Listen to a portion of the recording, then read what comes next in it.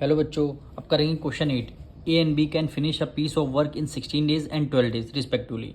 A started the work and worked it at it for 2 days। He was then joined by B. Find the total time taken to finish the work. कह रहा है ए अपने work को कितने days में finish करता है 16 days में, एंड बी अपने वर्क को कितने डेज में फिनिश करता है 12 डेज में। तो सबसे पहले इनका 1 day वर्क हमें निकालना है।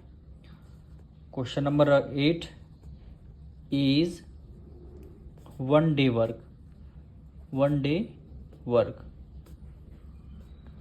ए का 1 day वर्क कितना होगा? टोटल वर्क कितना है? 16 डेज इन्होंने फिनिश किया है, तो 1/16 हो जाएगा इनका 1 day वर्क। अब इनका बी का 1 day वर्क निकालते हैं।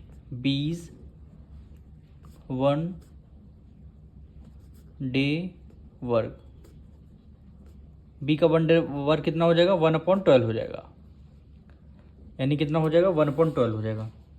अब दोनों मिल करके दोनों को मिला करके 1 day वर्क हम निकालेंगे, यानी A plus B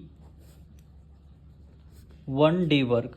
1 day work कितना होगा? दोनों के फ्रैक्शन को ऐड कर देंगे, यानी 1/16 प्लस 1/12। दोनों का एलसीएम कितना आएगा? 16 और 12 का एलसीएम कितना आएगा? 48। 16 3 जा 48 और 3 की मल्टीप्लाई 1 से करेंगे 3 1 जा 3 प्लस है प्लस 12 4 जा 48, 4 की मल्टीप्लाई 1 से करेंगे तो 4 आ गया। 3 + 4 कितना? 7/48, यानी कितना आया? 7/48। ए प्लस बी का 1 day वर्क आ गया। 7/48 इनका 1 day वर्क आ गया। क्वेश्चन में बोला गया था A started the work and work it at for 2 days। A सबसे पहले एक वर्क को स्टार्ट करता है और कितने दिन तक करता है? 2 days तक। 2 days तक ये वर्क करता है। तो हम ए का कितना? ए का पहले नंबर ऑफ वर्क निकालेंगे, यानी ए इज 2 days वर्क। क्योंकि इन्होंने बोला है ए ने कितने डेज काम किए? 2 days इन्होंने अकेले काम किए हैं।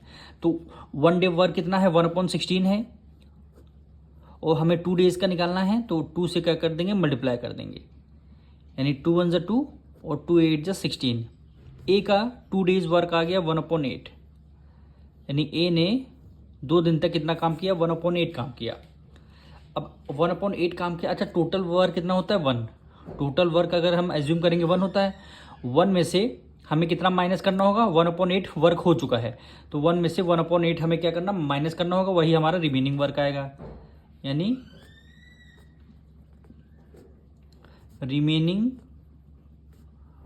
वर्क टू बी फिनिश्ड, यानी कितना वर्क बाकी है हमारा। अब देखिए टोटल वर्क हमारा था कितना? 1 था। 1 में से कितना ए ने कर लिया है? 1/8 कर लिया है। ए ने 1/8 कर लिया है, तो 8 की मल्टीप्लाई 1 से करेंगे, 8 1 जा 8 और -1 कर देंगे, कितना आ जाएगा? 7/8, यानी 7/8 जो है इन्होंने वर्क अभी बाकी है। 7/8 हमारा वर्क अभी बाकी है।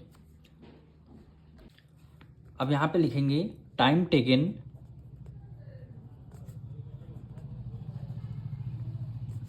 Taken by A plus B to finish work.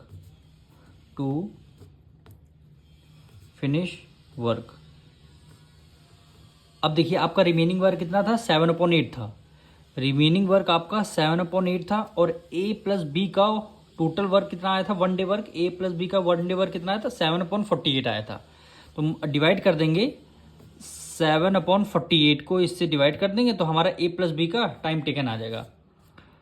अब देखिए 7/8 को हमने एज इट इज लिखा, डिवाइड की जगह मल्टीप्लाई लगा दिया, यहाँ पे 48/7 हो गया, क्योंकि डिवाइड का साइन हटते मल्टीप्लाई लगाते हैं, और ये 7/48 फ्रैक्शन क्या कर देते हैं? इसका रेसिप्रोकल हो जाता है जब भी यहाँ पे डिवाइड की जगह मल्टीप्लाई लगाते हैं। अब इस 7 से 7 आपका कैंसिल, 8 1 जा 8, 8 6 जा आ गया 48, यानी कितने डेज आ गए? 6 days। अब देखिए यहाँ पे ए ने 2 day वर्क किया था। अब क्वेश्चन में ये बोला गया था टोटल वर्क टाइम टेकन आपको बताना है कितने डेज में वर्क को फिनिश किया गया। तो यहाँ पे लिखेंगे टोटल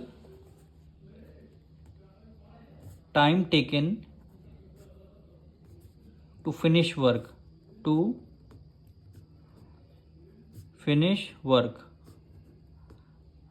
अब ए ने कितने डेज काम किए थे, 2 डेज काम किए थे, तो टोटल ए ने 2 डेज काम किए, तो 2 में प्लस कितना कर देंगे ए, उसके बाद बी को ज्वाइन किया गया, ए प्लस बी मिल करके 6 डेज काम कर रहे हैं, यानी टोटल 6 + 2 कितना हो गया 8 डेज, यानी टोटल 8 डेज में वर्क को फिनिश किया गया। यही क्या हो जाएगा आपका आंसर हो जाएगा।